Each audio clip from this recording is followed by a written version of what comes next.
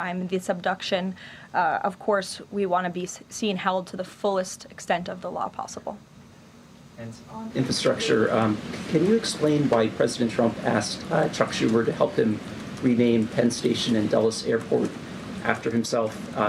Why is he interested in having his name on those two buildings? And why are the Gateway Tunnel funds the proper point of pressure to get that to happen?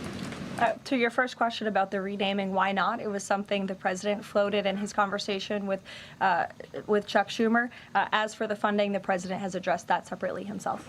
Danny. Thanks, Caroline. Today, the vice president's account posted and then deleted a tweet about the Armenian genocide. And then last week, President Trump's Truth Social account posted and then deleted a racist video about the Obamas. And the White House again blamed that on a staffer. I wanted to ask you, does the White House have a social media problem at the moment? Do you have an auto-posting problem that's leading to these mistakes? No. As for the Armenian tweet that you're referring to, I would just refer you back to the issued on Armenian Remembrance Day, and there's been no change of policy at this time. Mary? Thanks, Caroline. When the president goes to Beijing in the spring, does he have plans to try and advocate on behalf of Jimmy Lai, who was just sentenced to 20 years yesterday? This is something I've heard the president advocate for both publicly and privately. I had the honor of being in that meeting with President Trump and President Xi in South Korea that took place, and this was brought up by the president himself. It is important to him, and he looks forward to visiting China in April. Go ahead. Thanks, Caroline. So some Republican lawmakers from Nebraska have said they're worried that the Argentinian beef executive order will sideline some American ranchers. How will the Trump administration make sure prices go down for consumers without harming those ranchers? Of course. Well, both things can happen at the same time. That's the president's belief.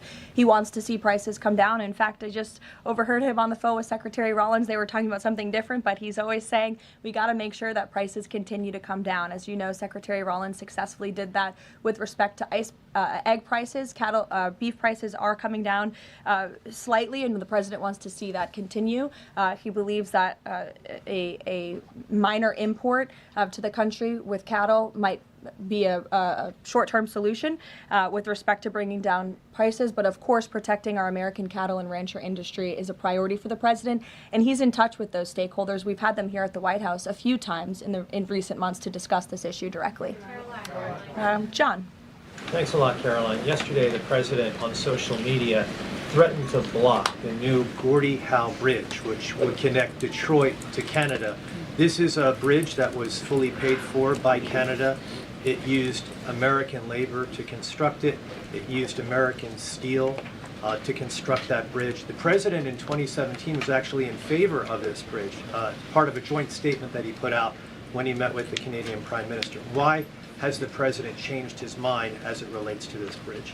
I think the president was very clear and direct in his truth, John, but just to reiterate, the fact that Canada will control what crosses the Gordie Howe Bridge and owns the land on both sides is unacceptable to the president. It's also unacceptable that more of this bridge isn't being built with more American-made materials, even more so than what President Barack Obama committed to with the Canadians at the time, at the start of the project.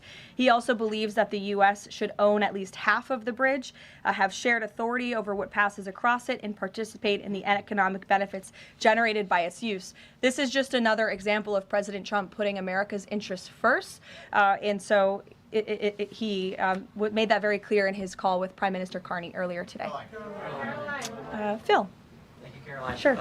DHS Secretary Kristi Noem just posted a photo of herself signing the last contract for steel. It's built a border wall between Laredo, Del Rio, and Big Bend, Texas, among reports that construction had stalled. Is the president satisfied with the pace of construction?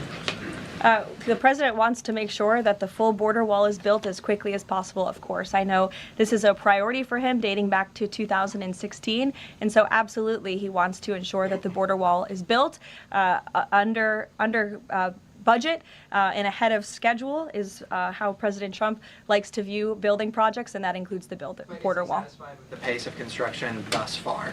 I think the president is never satisfied. He always wants to ensure that things are moving along as quickly as possible, but I know Secretary Noem is on it, and she's doing a great job. Thank you, Caroline. You're welcome. Sure, go ahead. Thank you. Charlie. On the Nancy Guthrie case, is the president satisfied with the federal and local investigation so far? And has there been any more contact from the White House or the president with the family? I don't think anybody will be satisfied until this case is brought to a close and until Nancy Guthrie is returned home safely with her loved ones. And about the White House contacts, has the president contacted the family since? Not since that initial phone call. Sure. Tamara. Thank you. The National Governors Association is removing a meeting with President Trump from his agenda because only Republicans were invited. Is the White House reconsidering inviting Democrats, or do you think Republicans are still going to show up? Like, where does that stand now? No, look, I just spoke with the president about this. It is a dinner at the White House. It's the people's house. It's also the president's home, and so he can invite whomever he wants to dinners and events here at the White House. I believe Governor Moore was invited last year, and he did not show up to the dinner last year. Nobody reported on it. But again, the president has the discretion to invite whomever he wants to the White House, and he welcomes all those who received an invitation to come. And if they don't want to, that's their loss. And on Ghislaine Maxwell, is the president going to rule out a pardon for her in her testimony, deposition yesterday? Her legal team seemed to be making a case, again, for a pardon from the president. Again, this is not something I've discussed with the president recently because, frankly, it's not a priority. He's focused on many of the issues that the American people are dealing with and providing solutions to those issues. So I haven't spoken with him recently. Last time we did speak about it, he said it's not something he's considering or thinking about. Go ahead, Bloomberg. Thanks, Caroline. Secretary Lutnick today was testifying on the Hill, and he said that he had visited Epstein's Island in 2012 with his wife and children, and that's after he said that he had cut ties with Epstein. And Justice Department documents show that he was in contact with Epstein through 2018 over messages. So does the White House stand behind Secretary Lutnick right now, or given what he has said today, has there been any shift in how the White House is viewing Secretary Lutnick's performance? No, Secretary Lutnick remains a very important member of President Trump's team, and the president fully supports the secretary. I will just point out that there are a lot of wins in the news this week that people in this room have not asked about because you continue to ask questions about the same subject, so let me point them out for you. Again, on Friday, the Dow shattered 50,000 for the first time ever. This week, the American Society of Plastic Surgeons came out in opposition to gender mutilation surgeries for children. They are the first major medical group to do so. A federal appeals court today, nobody asked about that, just upheld the Trump administration's policy of detaining illegal aliens, validating the strong measures that have driven illegal crossings to historic lows, and sent a crystal clear message that under President Trump, if you enter the country illegally, you will be detained and removed. The murder rate, again, not a single question about this, has plunged to a 125-year low as crime falls across the board, thanks to President Trump's crime crackdown. We also saw this week national median rents have fallen to a 4-year low following 6 consecutive monthly declines, and mortgage affordability has surged to a 4-year high. Home ownership is the core foundation principle of the American dream, and I will repeat that mortgage affordability this week surged to a 4-year high, but not a single of mention of that in this briefing room today. And again, this came out last Friday, but for an unprecedented 9th straight month, there were 0 illegal border crossings at the southern border. So we're going to get back to business. The president is very busy today, and you will see him all tomorrow at the event in the East Room touting his administration's energy policy. Thank you.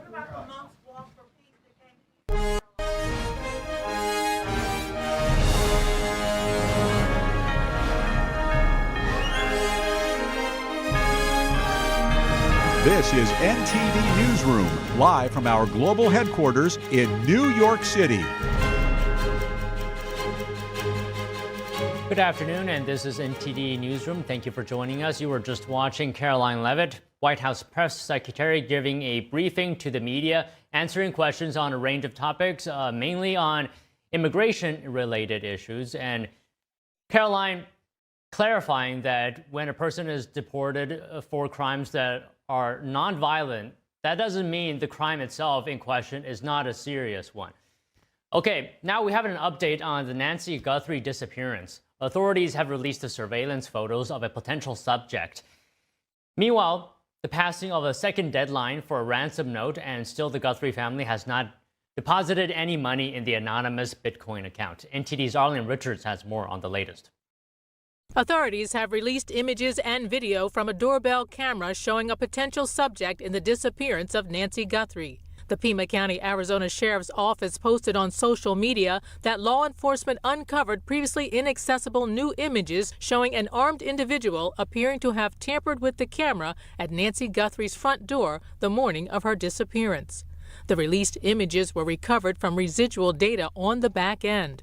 Sheriff Chris Nano said his department is working closely with their law enforcement partners, and they will continue to recover any images or video footage from Nancy Guthrie's home. The search for Nancy Guthrie enters its 10th day, and today's show host Savannah Guthrie and her siblings still have no proof that their 84-year-old mother is still alive. We are at an hour of desperation, and we need your help. Let's stay on the street. The second purported deadline for a ransom of $6 million has passed, but the family hasn't made a payment. Nancy Guthrie's alleged kidnappers demanded payment to an anonymous Bitcoin account by 5 p.m. Monday. Just hours before that deadline, Savannah Guthrie posted a heartfelt message thanking the public for their prayers, but asking for something else. No matter where you are, even if you're far from Tucson, if you see anything, if you hear anything, if there's anything at all that seems strange to you, that you report to law enforcement. Several states appear to be responding to her plea. New billboards going up across the country urging anyone with information about the case to call authorities. Meanwhile, in a statement to News Nation, the FBI said Monday that it isn't aware of ongoing communication between Guthrie's family and any suspected kidnappers. Law enforcement is continuing their investigation. Outside Nancy Guthrie's home, neighbors are starting a vigil. It's very shocking, and it's very shocking. Our Tucson is a beautiful, nice, calm city, and for something like this to happen, it's kind of shakes us at the root of our family, of our Tucson here. It's horrible, horrific. It's been more than a week since Nancy Guthrie went missing. Savannah Guthrie and her siblings haven't given up hope that their mother is still out there. I really wish them well, and hang in there. We're going to get her back. Arlene Richards, NTD News. 2 men plead guilty in federal court to committing fraud in Minnesota. Prosecutors say they could face multiple years in prison. The 2 men plead guilty to repeatedly traveling from Philadelphia to Minneapolis to defraud Minnesota's Housing Stabilization Services program of over $3 million. They concealed the scheme by using artificial intelligence to create fake records when questioned by insurance companies. Prosecutors say the individuals had no connection to the Minnesota community. They traveled from Pennsylvania to Minnesota solely to defraud the system there. The sentencing is scheduled to be announced at a later date. And President Trump's immigration agenda under the spotlight today on Capitol Hill. Senior officials testifying before the House Homeland Security Committee. We have imposed consequences for those who break our laws, the laws that this body enacted. And today, the United States, because of these efforts, enjoys the most secure border in our nation's history. But this progress did not happen by accident. It's a result of a comprehensive approach to border security. We ended catch and release, we prioritized detention and removal authorities, and we sent a clear message that illegal entry into the United States will not be tolerated. And the numbers speak for themselves. Customs and Border Protection says illegal crossings into the U.S. are at a record low. Commissioner Rodney Scott reports that daily encounters have dropped by 95%, averaging about 250 per day. Scott said that figure is compared to 5,000 a day under the Biden administration. Acting ICE Director Todd Lyons says agents are facing the most dangerous environment in agency history. In fiscal year 2025, death threats against ICE personnel increased more than 8,000%. Assaults on officers have skyrocketed over 1,400%. One officer in Minnesota had his finger bitten off by a protester, egged on by elected officials characterizing our officers as the Gestapo or secret police. The families of ICE personnel have been made to feel unsafe in their homes.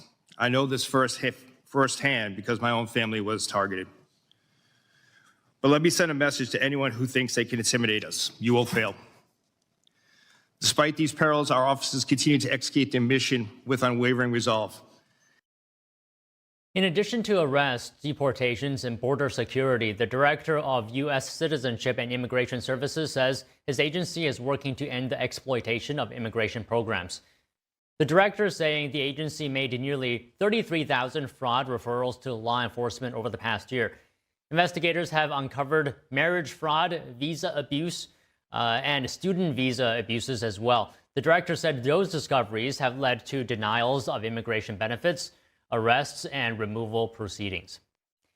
DHS officials testified today before the House Homeland Security Committee. Joining us to discuss is Scott Mikowski, former New York Field Office Deputy Director for ICE. He's also a visiting fellow for deportation studies at the Oversight Project. And we have Tony Kinnett, national correspondent for the Daily Signal and host of the Tony Kinnett Cast radio show and podcast. So good afternoon to you both. Scott, let me start with you today. Todd Lyons, the acting head of Immigration and Customs Enforcement, he said today local officials in Minneapolis were not honoring ICE detainers for dangerous criminals. And Representative Michael McCall said that the ICE agents were thrown into these tense situations due in part to that. Can we get your reaction? Yeah, well, it's been an ongoing issue with sanctuary cities. They self-identify as sanctuary cities. It makes it more difficult because we don't have the safe transfer of criminal aliens from the county or the city, state to the federal authorities. So it makes it very dangerous. And we have to go out into these communities. Well, the officers have to go out into these communities and they have to operate in those communities. And they don't get any police, they're not getting any cooperation from the police, the sheriffs, anybody in those jurisdictions because of the sanctuary city policies. So it makes it very difficult. So, Tony, your reaction to what the lawmakers said that these ICE agents were thrown into this chaos? I mean, it's 100% correct. So first of all, I remember from basic, as much as a lot of individuals do, there are two things that are a terrible situation to be in. Number one, entering a house as law enforcement or as military blind, i.e. having no information about what it is that you're going into, who's there, what else could be there that's concerning. And then number two, not being able to distinguish a target or something to prosecute versus an observer or someone who might be a civilian in the area. That is both of which of these are present in Minneapolis, where you have individuals that are switching from legal observer to antagonizing, to obstructing federal law enforcement, to trying to impede the arrests at a moment's notice. Of course, they're blowing whistles. They're trying to disorient federal law enforcement. And they're also being forced to go in blind, or a lot more blind than federal agents in other situations, because the city and, of course, the state law enforcement agencies refuse to work with ICE whatsoever. And so, yeah, these officers are in terribly horrible situations. It's unsafe. It's despicable. They're treated this way. And again, the intense argument for removing their masks is not so that they can be held accountable, but it's to dox them and their families and put them at risk so that those blowing whistles there can go throw a Molotov at the ICE agent's house later that evening. So, Scott, what do you make of Democrat demands that ICE agents should remove their masks, despite, Lyons saying that his agency has been seeing an 8,000% rise in death threats? Yeah, I think Director Lyons, he understands what's going on, and he has a duty to protect the officers and agents that are operating out there. All this talk with Congress, all of the rhetoric they're throwing back and forth about the masks, it isn't about identification. But believe me, there's a lot of metadata out there. If something's filmed and something's reported, the Inspector General, OPR, they get to the bottom of all of this. I mean, ICE knows who's correct, what location. They know exactly what agents are out there operating. I mean, if Congress wanted to view any of this data, they could call a hearing and they'd be able to get it from OPR, OIG, et cetera, or the FBI, anybody they want. I mean, we don't operate in a vacuum. They're operating under the laws that Congress enacted. And all of this talk about funding and defunding is just pure grandstanding. It's a guardrail. Look, ICE is already funded. We know that. Okay. They want to take the funding away from them. They want to threaten taking the funding away from them. Yeah, they're not taking it away from ICE. They're going to take it away from FEMA, TSA. And then, so it goes back to this argument, right? They need to legislate instead of, grandstanding. I mean, asking people if they think they're going to go to heaven or hell. I mean, it's just outright. That's how childish this all is, and we're supposed to take them seriously. We don't. Todd Lyons absolutely has a duty to protect the men and women of ICE. Okay, Tony, a few more reactions here. So Lyons said Tom Homan, now at the helm of the situation, has led to de-escalation. The protests have subsided more, and ICE can do more targeted operations. What are you seeing? So just a quick note on something Scott said, the heaven or hell comment by Representative LaMonica McIver and the theater that are these committees, with the getting on camera and the lady who body slammed federal agents asking people about how they directed the care of their ICE officers in Minneapolis is laughable and despicable. In contrast, Tom Homan is what Americans want in this situation. Tom Homan is a calm, cool, collected, serious, to the point, distinguished, decorated member of law enforcement. He has done phenomenal work his entire career, and I'm going to level with you both. Americans want their vision of a cool, calm, collected airline pilot in situations like these. When you get onto an airline, you want a nice, normal, seasoned voice telling you things are going to be good. Here's what we're doing. No funny business, no nonsense, and getting down to work. That is exactly what Tom Homan does every single time. And yes, correct. Once things de-escalate, it turns out after a couple of 7:30 a.m. press conferences, things get down to business. And yes, we are seeing ICE be able to work without as much harassment and nonsense now, because Homan is making it far more cut and dried. And may I say also, putting things in a light that if the opposing side, the fake legal observers per se, want to get in there and mix it up a little bit, they don't have as much time to grandstand before they are cuffed and taken away from the scene. All right, speaking of the opposing side, Scott, one question was raised during that hearing along the lines of how does deporting an individual without even a traffic ticket make America safer? Can you respond to that? Listen, immigration law is clear, okay? There's a process to come into the country. Millions have been led into this country unvetted. Whether they have a criminal history or not in the country or origin where they came from is unknown to us. We don't get that data. So the thought of, look, immigration, the system, if Congress wanted just to deport criminals, then have Congress go back to the table and rewrite the laws. But there's statutes, and illegal entry is a statute. It's illegal to come into the country. It's illegal to overstay. It's illegal to commit fraud and to gain a benefit. So it doesn't matter whether or not they've been locked up for rape, murder. It doesn't matter. If you violate the immigration laws, ICE, by Congress, is duly sworn to go out and operate, arrest these people, and remove them from the United States. That's why we have bars. We have bars for people who enter illegally, commit no crimes. They go through a system, get voluntary departure for the most part, ignore that order. That's a benefit. They ignore that. And then we have to go and locate these people. And then once they're located, we remove them. They're barred. If Congress doesn't want that, have Congress sit at the table and decide that. Okay, Tony, your reaction to the same thing. And also, I want to ask you, where do you stand on requiring ICE to have judicial warrants before entering private property? Well, first of all, on the good side of things, because Scott knows exactly where I'm about to go.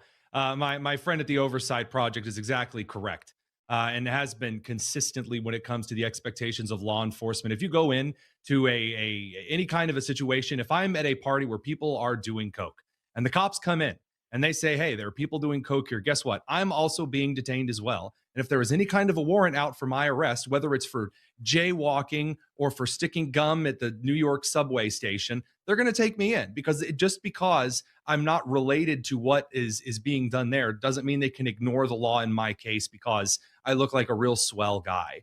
But in contrast here to your particular question, I really do not believe right now that at least in the context of ICE, of moving forward, that there is anything specifically that we're going to be able to see in types of long-term reform. We're actually going to see Congress move in and tackle some of these laws and get things mixed around, because it's far easier just for the next administration through prosecutorial discretion to kind of make up their own rules along the way.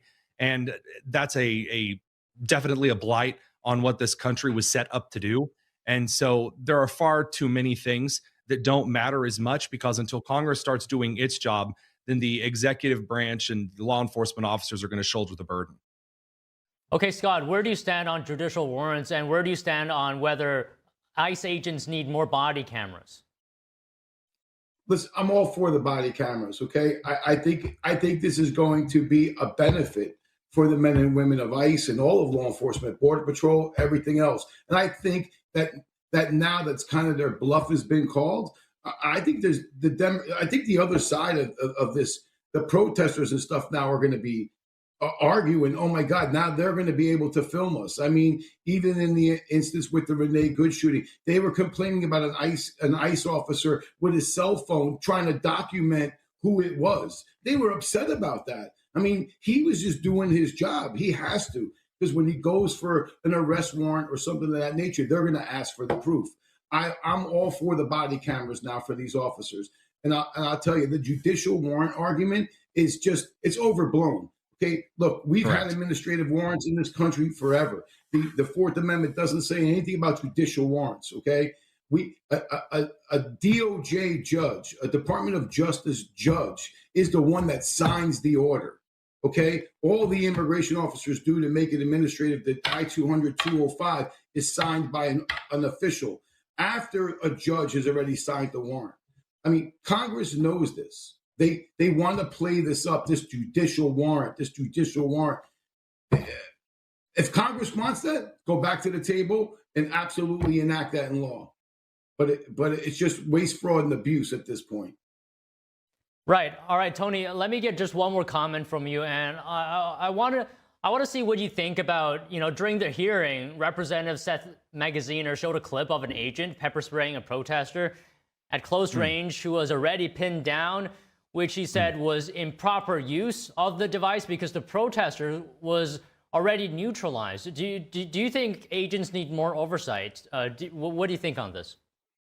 So I think those are two different questions. Did I see it? Did I think that it was necessary to be pepper sprayed in the face at that distance? No. But you know what? When you have 847 per day interactions between an officer and a high extreme situation because of all of the agitation, because of the obstruction, et cetera, you're going to have some mistakes. And again, when I'm looking at one mistake here out of 20,000 interactions, I would say that that's even a conservative estimate given what we know and how clearly this is documented.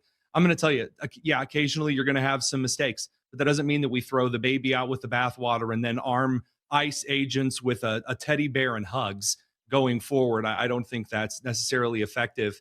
And as far as accountability and oversight, the Democrats, again, the suggestions they made so far is body cameras, which I'm very much in favor of. They're already backtracking. And they also, again, the judicial warrant system, as my counterpart here said, doesn't even make any sense given that immigration was never even supposed to fit under the traditional law enforcement, civilian law enforcer interaction here in this country. I mean, when they're turned away at the border, there's not an immigration judge going, now, hold on, did you read them their Miranda rights? No, that's not how that works. And it's not how it was supposed to be set up in the Constitution. And so, again, all of the accountability measures would be a lot less necessary if you just let ICE do their job. And if Congress doesn't like it, Congress can change the law.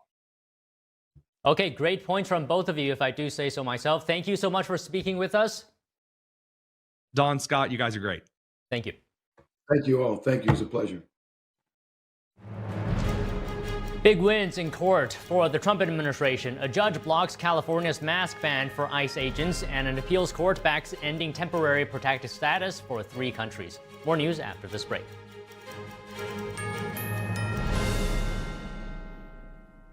I have traveled all over the world to 50 countries now, and I have never seen a production any better than this anywhere. Breathtaking. It is absolutely stunning. It's so uplifting. I feel better about the world. It was encouraging, gave me hope. It was absolutely amazingly divine. I thought that I was going to heaven. You have to come see it. Multiple times. It's worth every penny. Make sure you see it. Make sure you see it. Returns to David Koch Theater, March 25th through April 12th. Shenyun.com.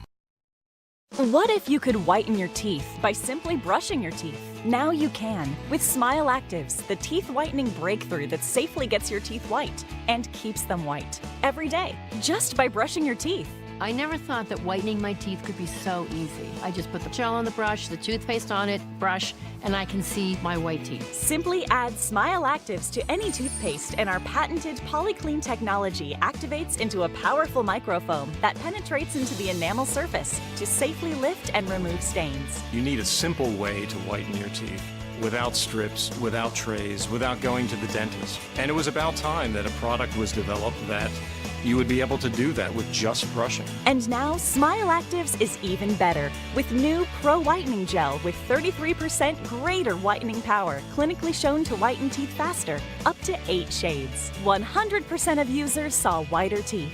On food stains, coffee and wine stains, even on veneers, crowns, and dentures. I eat the blueberries, I drink the coffee, and I know that Smile Actives will keep my teeth white every day. If you could use something so easy like Smile Actives to take yellow teeth to white teeth, why wouldn't you? Why spend hundreds of dollars for whitening treatments at the dentist when now you can whiten your teeth with new Smile Actives Pro Whitening Gel every time you brush your teeth? Call or go to smileactives.com and for a limited time get new Pro Whitening Gel for just $24.95. Order in the next 5 minutes and buy one, get one absolutely free for just $24.95. That's 2 for 1 and save 58%. We'll even include free shipping. Get your teeth whiter guaranteed or return it within 60 days for your money back. I smile every day now. The difference is literally night and day. So now I'm always smiling, always choosing, because now my teeth are much whiter. This offer is not available in stores, so call or click now before the special buy one, get one free offer goes away. Mathis Home is the place to find the best values and the most options for your next home furnishings project. Take a look at this modular sectional from Ashley. We stock it in a variety of cover options. And it has built-in Bluetooth speakers and storage. The best part, it's configurable to fit your space. Looks like this costs double from other retailers. But at Mathis Home, you get all this for just $19.99. Come see all the ways we can save you money at your furniture superstore, Mathis Home.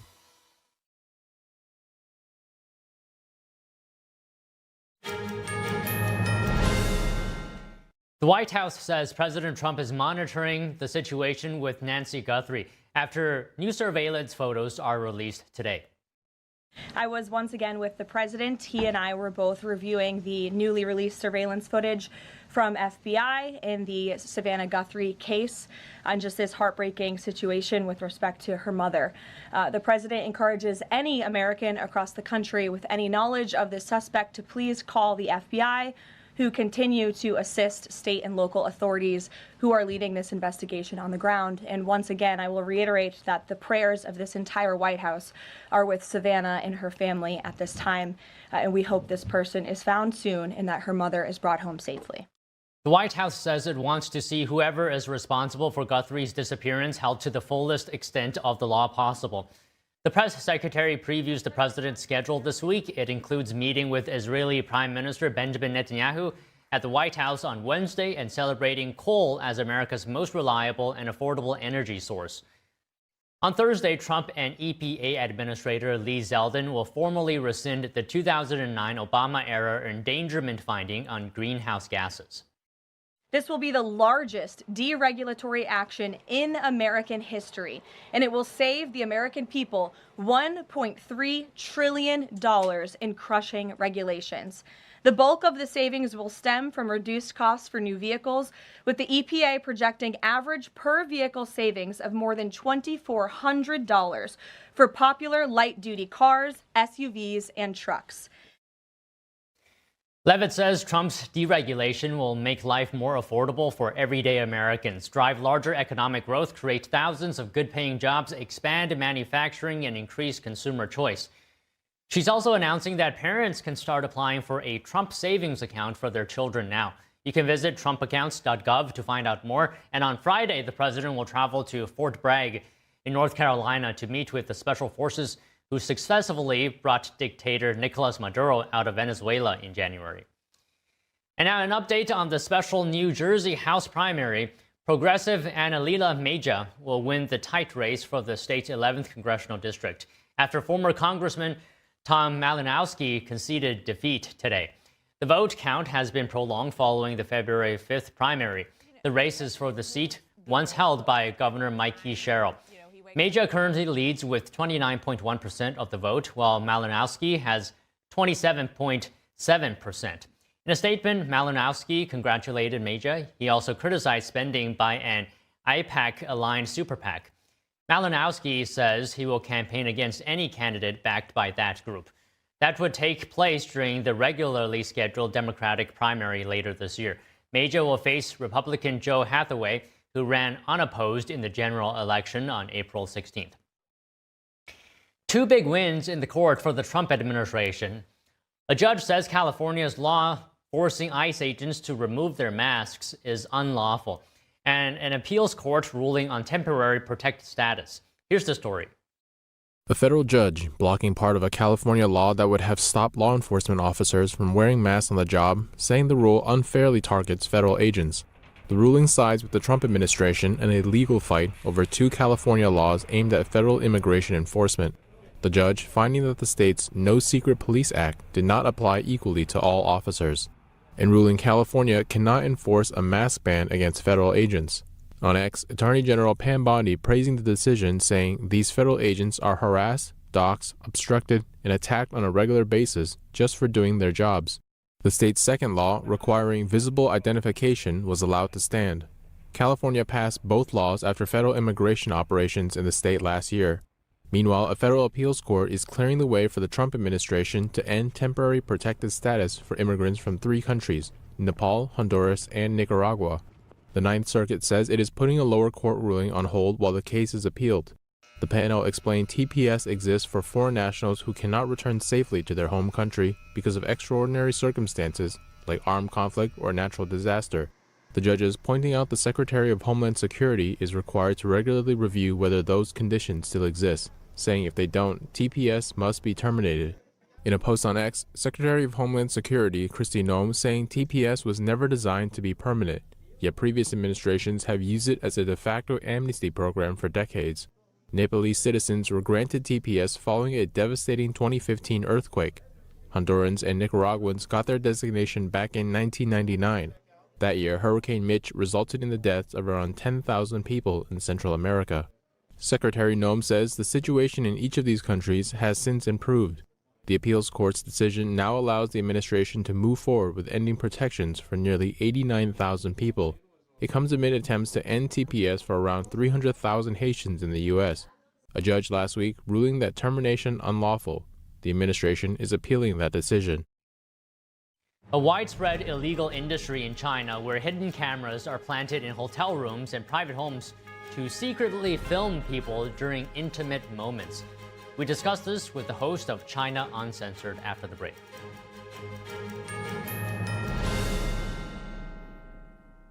Discover the ancient secret to vitality and longevity with Puretang Black Ginseng. Crafted from premium 6-year-old Korean ginseng, each root is carefully nurtured for over 2,260 days, undergoing a traditional 9-round handcrafted process of steaming and drying to unlock full potency and absorption.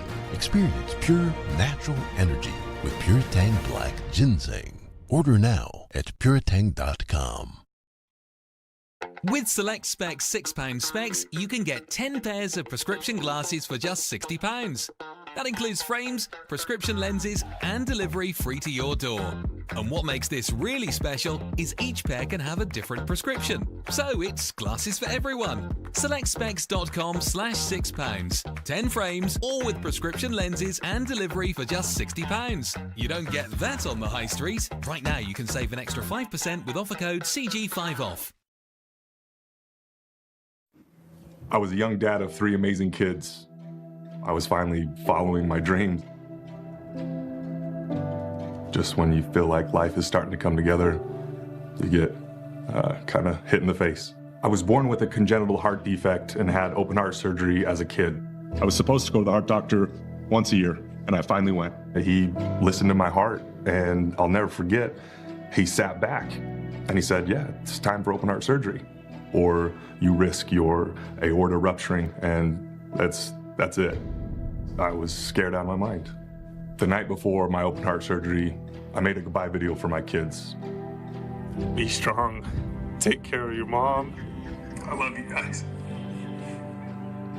Seeing, all the kids hug him goodbye and hoping that they were going to be able to hug him again. I love you. But I did make it, thanks to the work of the American Heart Association. So that's why I'm asking you to join me. Please call now or go to helpheart.org. For only $19 a month, just 63 cents a day, you can help get the next person trained in CPR, get the next hospital certified in high-quality cardiovascular care, as well as fund the next medical breakthrough like these heart valves that helped save my life. When you give $19 a month with your credit card, we'll send you this special t-shirt to show you're a part of our community of monthly donors. I'm most grateful that I get to have a husband that I get to grow old with and a husband that gets to be there for his children. I believe without the American Heart Association, I would not be here today. If this can happen to me, it can happen to you, it can happen to anybody. Your donation can literally help save a life. Please call the number on your screen or go to helpheart.org now to become a monthly donor.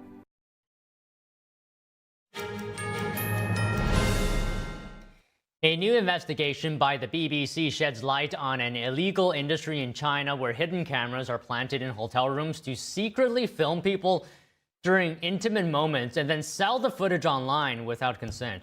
The BBC team identified 54 hidden cameras live streaming from hotel rooms over a 7-month investigation. Joining us to discuss this is Chris Chappell, host of the show China Uncensored. Chris, good afternoon. And this just sounds crazy, but you've covered such issues. How big is the problem? Oh, it's pretty widespread. A couple of years ago, there was a Chinese blogger by the name of Shadows Never Lie.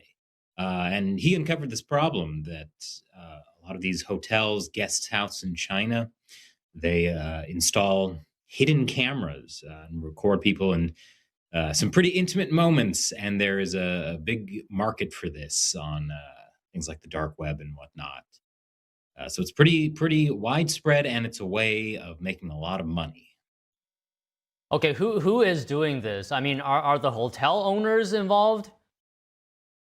Well, there's some deniability that the hotel owners have because they can say, "Oh, it was some other guest who installed the cameras." But in the case I mentioned before, what the concern was that the hotel owners were working in conjunction with local police, and it was a way for local governments to raise money. Local governments in China have a lot of economic distress. They're not allowed to levy taxes, and so they often look for creative ways of making money, especially after real estate collapsed in China. So I wouldn't say it's impossible that this is a money-making scheme that kind of goes straight to the top. Okay, so how many figures are we talking about here? How much money is being made?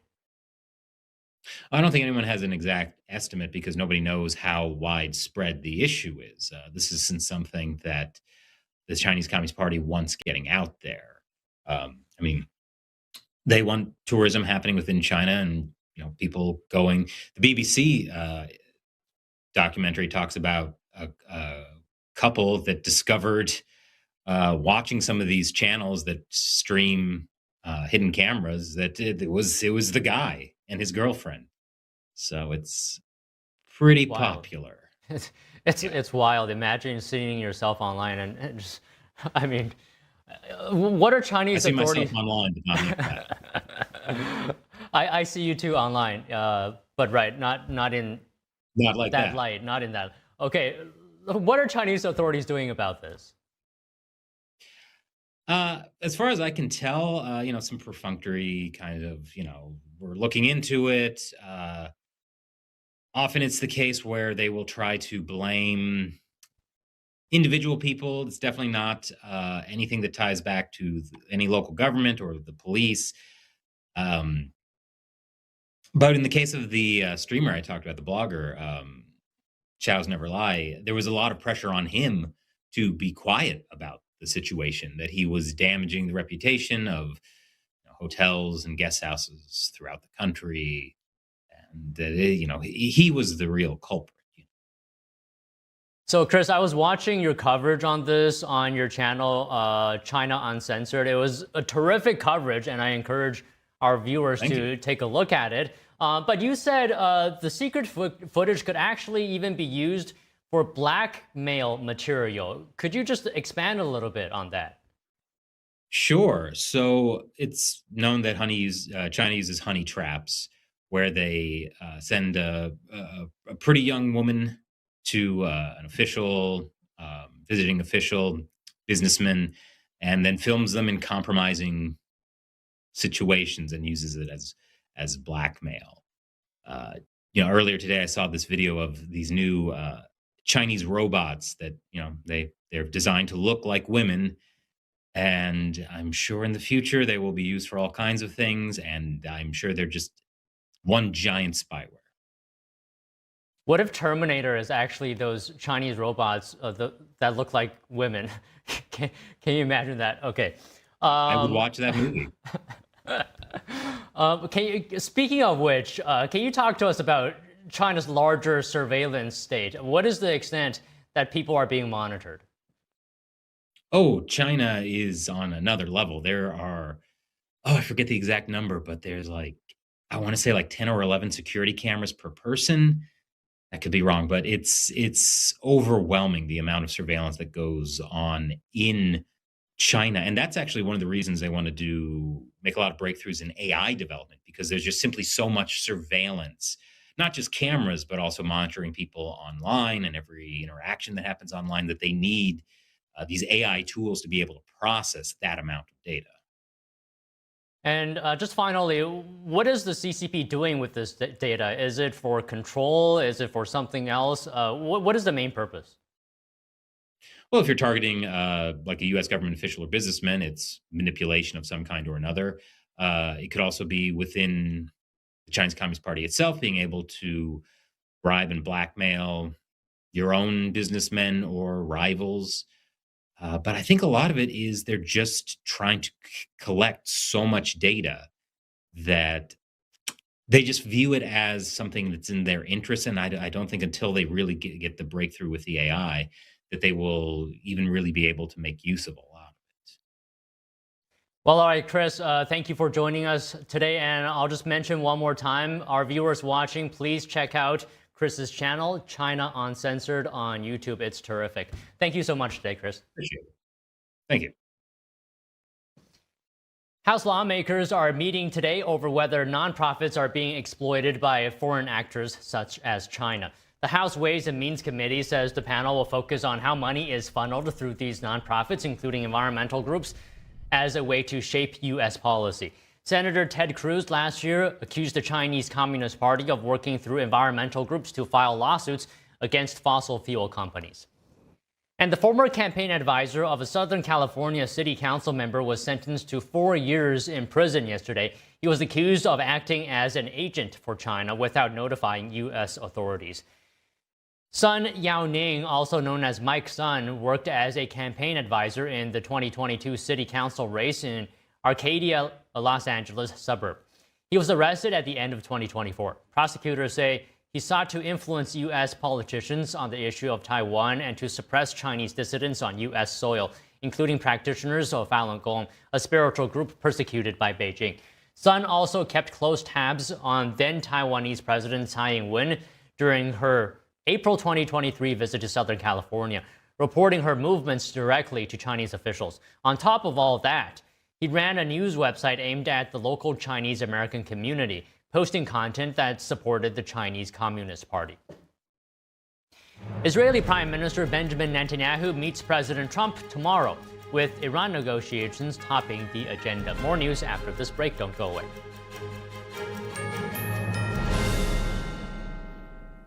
This is Pho-licious. Now, what is pho? It's an authentic Vietnamese noodle dish. The Pho-licious chicken pho brings the comforting, aromatic flavors of Vietnam to your bowl. And Mama Thu's signature spice blend. Well, this chicken pho is as close to homemade as it gets without the wait. Some cubed chicken, a little lime, and then the magic moment. See you soon, my friends. Pho-licious is now available at your local Walmart or walmart.com. It's finally here, our second annual mega sale. This sale only comes around once a year, so take advantage of the best offers ever while you can.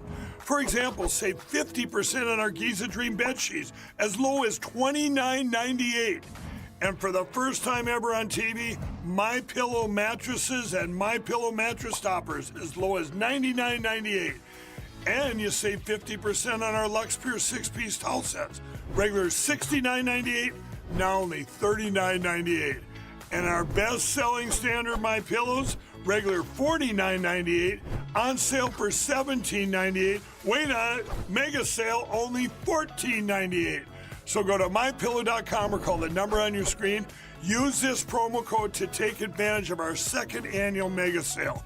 But wait, there's more. To make the mega sale even more special, when you order right now, your order's going to ship absolutely free.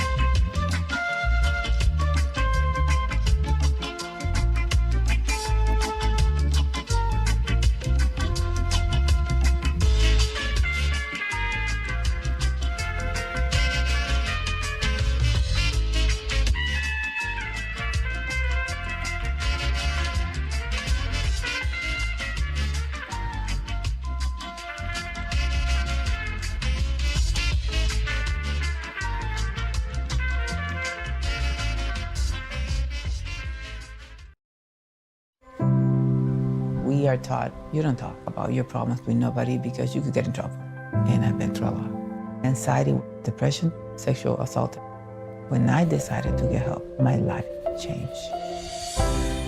And the mental health box, that was one of the big tools.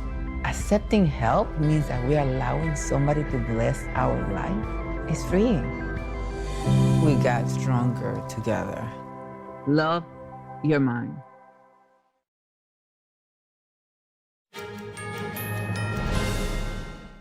Vice President J.D. Vance is in Azerbaijan meeting with the country's president. The two leaders signed a strategic partnership agreement. The agreement aims to launch a fresh chapter in economic and security cooperation. Here's the vice president. Azerbaijan's president says the two nations are entering a new phase in cooperation on defense sales and artificial intelligence. He adds that the countries will also continue cooperation in energy security and counterterrorism. The vice president's visit comes a day after he was in Armenia. Vance has come away with an agreement on nuclear energy with Armenia. NTD's Daniel Monahan reports on the agreement that could net billions of dollars in American exports. Vice President J.D. Vance and Armenian Prime Minister Nikol Pashinyan signed the accord on civilian nuclear energy yesterday. Vance is on a two-day visit to Armenia. This is one of the oldest Christian countries in the entire world, a true bedrock of Christian civilization and culture. As a devout Christian myself, I know the meaning of this country to the entire world and to the religion that the Prime Minister and I share. The two leaders completed negotiations on a so-called 123 agreement, permitting the United States to export nuclear technology and equipment. Vance called the agreement a classic win-win deal for Armenia and the U.S. It means stronger energy security for my own country, and it also I think means stronger energy security for Armenia, and it's also going to create a lot of new jobs back home in the United States. It means small modular reactors. American technology is going to be coming to this country, and again, Vance said the deal could bring as much as $5 billion in initial U.S. exports to Armenia, as well as $4 billion in long-term contracts for fuel and maintenance. The new agreement could advance the former Soviet republic's move away from the orbit of Russia, especially if the United States wins the bid to build an energy plant. President Trump in January said Vance would travel to Armenia and Azerbaijan to bolster a peace accord signed in Washington in August. Peace is not made by cautious people. Peace is not made by people who are too focused on the past. Peace is made by people who are focused on the future. The peace deal stopped decades of hostilities over the Nagorno-Karabakh region. I think that we really do have an opportunity not just to create a historic peace that can last, as you said, one that could reach the point of no return. I believe that we are at the point where we could actually have Armenia serve as an important anchor for economic development in this region of the world. On his trip, Vance is promoting the Trump Route for International Peace and Prosperity, or TRIP. The segment is a planned 27-mile corridor spanning southern Armenia. The route would also circumvent Russia and Iran, rerouting energy and trade from Moscow. It would provide Azerbaijan direct access to its Nakhchivan exclave and its ally Turkey. An exclave is a portion of a country that is separate from the main territory. The trip also seeks to establish U.S. relations via agreements on nuclear cooperation, semiconductors, and defense equipment. This thing is scary looking. It's pretty awesome. The second family can be seen here, arriving in Armenia. Today, Vance and Second Lady Usha Vance attended a wreath-laying ceremony at the Armenian Genocide Memorial to honor the victims of the 1915 Armenian Genocide. The genocide was carried out mainly through the mass murder of around 1 million Armenians, during death marches to the Syrian desert, and the forced Islamization of others, primarily women and children. Daniel Monahan, NTD News. The vice president had more to say on the deals with Armenia, addressing reporters this morning. Vance also discussed visiting a genocide memorial in Armenia and commented on negotiations over Greenland. I feel very good about where we are. I think the president struck a great peace deal, and I think the administration is really making it stick. I do think that some of our allies have underinvested in Arctic security. And if we're going to invest in Arctic security, if we're going to basically pay a lot of money and be on the hook for protecting this massive landmass, I think it's only reasonable for the United States to get some benefit out of that. I thought out of a sign of respect, both for the victims, but also for the Armenian government that's been a very important partner for us in the region, to Prime Minister Pashinyan, I wanted to go and pay a visit and pay my respects. Vance also discussed the Board of Peace meeting next week. He says President Trump is very excited to host a whole group of leaders from across the world. Vance says he believes the Board of Peace will be a new model on how to create and maintain peace. The vice president says the United Nations has not lived up to its potential in that regard, despite its importance. Israeli Prime Minister Benjamin Netanyahu is meeting with President Trump tomorrow. The Israeli leader explains the main focus of the meeting. On this trip, we will discuss a series of issues. Gaza, the region, but of course, first and foremost, the negotiations with Iran. Netanyahu said it's his 7th trip to the United States since Trump started his second term. The Israeli leader says the frequency reflects the bond between the two countries. The pair had been expected to meet next week, but the talks were brought forward amid the renewed engagement with Iran. Chinese Communist Party money flowing into American nonprofits. Lawmakers say it's fueling protests, pushing radical policies, and undermining U.S. elections. We'll break it down after the break, so don't go away.